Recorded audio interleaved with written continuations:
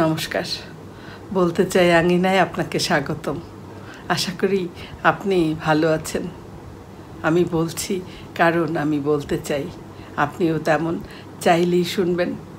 চলুন আজকের প্রসঙ্গে যাওয়া যাক। আমাদের জীবনের সবচেয়ে গুরুত্বপূর্ণ এবং সবচেয়ে মূল্যবান যে দুজন মানুষ, আজকে আমি সেই দুজন মানুষকে নিয়েই কথা বলবো। এবং ওনারা হলেন আমাদের বাবা মা, যারা বটবৃক্ষের মতো ছায়া দিচ্ছেন এবং ধরিত্রীর মতো আমাদেরকে ধারণ করেন, আশ্রয় দেন। আমরা চলুন প্রথমেই বিভিন্ন ধর্মগ্রন্থের আলোকে বাবা মায়ের স্থান সম্পর্কে দুই একটি কথা বলি। ইসলাম ধর্মে বাবা মায়ের স্থান কোথায়? পবিত্র কোরআনে বলা হয়েছে, তোমার প্রভু নির্দেশ করেছেন আল্লাহ ছাড়া আর কারো ইবাদত করো না এবং বাবা মায়ের সাথে উত্তম আচরণ করো। নবীজি 3 বার বললেন, তোমার মা, তোমার মা, তোমার মা, তারপর তোমার বাবা। অর্থাৎ ইসলাম ধর্ম মতে আল্লাহর পরেই বাবা মায়ের স্থান। হিন্দু ধর্মে বাবা মায়ের স্থান কোথায় একটু দেখি। বেদ, উপনিষদ থেকে শুরু করে গীতা পর্যন্ত সকল শাস্ত্রেই পিতামাতাকে দেবতার সমান সম্মান দিতে বলা হয়েছে। তৈত্তরীয় উপনিষদে বলা হয়েছে, মাতৃদেব ভব পিতৃদেব ভব। অর্থাৎ মাতা দেবতার সমান, পিতাও দেবতার সমান। মনুসংহিতায় বলা হয়েছে, পিতা স্বর্গ পিতা ধর্ম পিতাহি পরম তপ। অর্থাৎ পিতার শ্রেষ্ঠত্বের কথা বলা হয়েছে।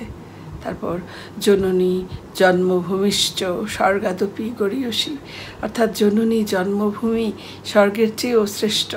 পিতা গুরু, মাতা গুরু, এরকম গুরুর স্থানে পিতামাতাকে দেখানো হয়েছে। তারপর রামায়ণে দেখেছি, পিতার আদেশে 14 বছর পুত্র বনবাসে থেকেছেন।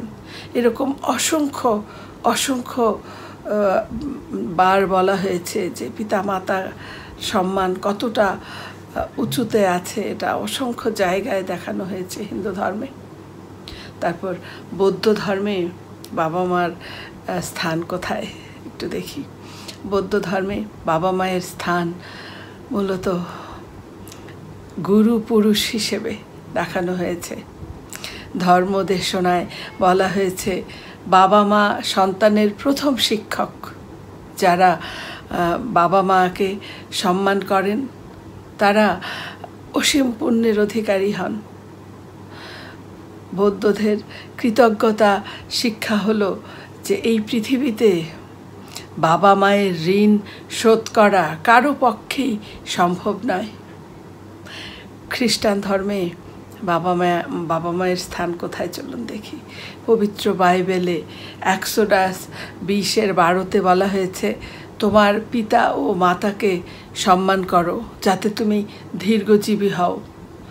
এফেসিয়ানের 6:1-3 বলা হয়েছে যে পিতামাতার আনুগত্য করা ঈশ্বরের কাছে সঠিক। সম্মান করলে আশীর্বাদ ও শান্তি পাওয়া যায়। অর্থাৎ এই যে খ্রিস্ট ধর্মেও বাবা মাকে সম্মান করা ঈশ্বরের অন্যতম আদেশ, এটা বলা হয়েছে। তাহলে চলুন দেখি যে সন্তান বাবা মায়ের আশীর্বাদ পায় না তারা কেন এতটা দুর্ভাগা হয়, এটা চলুন দেখি। এই যে মানুষ, অন্যান্য প্রাণীদের মতো মানুষ জন্মের পর নিজেরা চলতে হাঁটতে পারে না। অন্যান্য প্রাণীরা যেমন জন্মের পরই নিজেরাই হাঁটা শিখে যায়, কিন্তু একজন মানুষ ভূমিষ্ঠ হওয়ার পর সে সবচেয়ে অসহায়। ঠিক সেই সময়ে এই বাবা মা সেই সন্তানের পাশে দাঁড়ায় একেবারে দেবদূতের মতো। বাবা মায়ের যে সীমাহীন ত্যাগ সারা জীবন ভর, তারপর নিঃস্বার্থ ভালোবাসা এবং একেবারে অন্য আর কারোর সাথে এই শুভকামনার তুলনা করা যাবে না। বাবা মায়ের যে শুভকামনা, এইসব একসাথেই একটা সন্তানকে বড় করে তোলে। একটা সন্তান বড় হওয়ার পিছনে রয়েছে বাবা মায়ের অসংখ্য ত্যাগ। সারা জীবন বহুবার না খেয়ে সন্তানকে খাইয়েছে, নিজে রোদে পুড়ে সন্তানকে ছায়া দিয়েছে, এবং এভাবেই সবটা দিয়ে, নিজের সবটা দিয়ে সন্তানকে মানুষের মতো মানুষ করে তুলেছে, বড় করে তুলেছে। মূলত এই বাবা মায়ের নিঃশর্ত ভালোবাসাই একজন সন্তানের প্রথম এবং সবচেয়ে শক্তিশালী আশীর্বাদ। এবার আসি যে এই দুর্ভাগা বা এই যে দুর্ভাগ্যের কথা বললাম, এটা কি, এটা কেন? মূলত এই যে দুর্ভাগ্য, এটা মূলত শুধুমাত্র পরীক্ষায় ফেল করা কিংবা ব্যবসায় লস বা জীবনে অন্য কোনো লস, এগুলোকে দুর্ভাগ্য বলে না। আসল দুর্ভাগ্য, সত্যিকারের দুর্ভাগ্য হলো আমরা যখন জীবনে চলতে গিয়ে, জীবনে চলার পথে চলতে গিয়ে সেই নৈতিক ভিত্তি এবং এই যে আমাদের যে যেটাকে বলে যে একেবারে সৌভাগ্যের আশ্রয়, যে বাবা মা, এই সৌভাগ্যের আশ্রয়টা আমরা হারিয়ে ফেলি। এটা হচ্ছে আমাদের জীবনের সবচেয়ে বড় দুর্ভাগ্য। যখন আমরা বাবা মায়ের আশীর্বাদ থেকে বঞ্চিত হই, তখন মূলত আমাদের সম্পর্কটা ভেঙে যায়। ভেঙে গেলেই মূলত আমরা আশীর্বাদ থেকে বঞ্চিত হই। বাবা মা কখনোই সন্তানকে অভিশাপ দেন না, কিন্তু বাবা মায়ের ভেতর থেকে যে দীর্ঘশ্বাস বেরিয়ে আসে, এটিই মূলত অভিশাপ। এটিই মূলত আমাদের জীবন ধ্বংস করে দেওয়ার জন্যে যথেষ্ট। যখন আমাদের এই সম্পর্কটা ভেঙে যায়, আমরা এই অমূল্য আশীর্বাদ হারিয়ে ফেলি, তখন আমরা আমাদের জীবনের মূল্যবান তিনটি জিনিস হারিয়ে ফেলি। এক, সেটা পথ প্রদর্শক। বাবা মা সারা জীবন ছিলেন আমাদের পথ প্রদর্শক হয়ে, আমরা সেটা হারিয়ে ফেলি। পথ দেখানোর যে সত্যিকারের নির্ভরযোগ্য যে মানুষগুলো ছিলেন, আমরা হারিয়ে ফেলি। তারপর মানসিক ঢাল। আমরা যখন ভেঙে পড়ি, এই বাবা মা আমাদের পাশে একেবারে ঢাল হয়ে দাঁড়ান। বাবা মায়ের সাথে শেয়ার করলে আমরা আমাদের দুঃখগুলোকে ভুলে যেতে পারি। আমরা সেই ঢাল হারিয়ে ফেলি। তারপর আমরা আত্মিক শান্তি হারিয়ে ফেলি। যখন আমরা বাবা মায়ের মনে কষ্ট দিই, আমরা কষ্ট দিয়ে ফেলি, তখন আমরা আমাদের ভেতরের যে আত্মিক শান্তি, সেটাকেই হারিয়ে ফেলি, নষ্ট করে ফেলি। আত্মিক শান্তি না থাকলে আর কোনো কিছু দিয়েই মূলত আর সুখ পাওয়া যায় না। এই যে মূলত আমাদের যে জীবন, আমরা এই জীবনকে বিভিন্নভাবে দেখি। এর যে স্তর মূলত বিভিন্ন সময়ে বিভিন্ন রকম। ছোটোবেলায় বাবা মা ছাড়া আমরা চলতে পারতাম না, কিন্তু যখন একটা সময় আমরা নিজের পায়ে দাঁড়াই, তখন আমরা বিভিন্নভাবে চিন্তা করি জীবন নিয়ে। বাবা মায়ের গুরুত্বটা আমরা ভুলে যাই।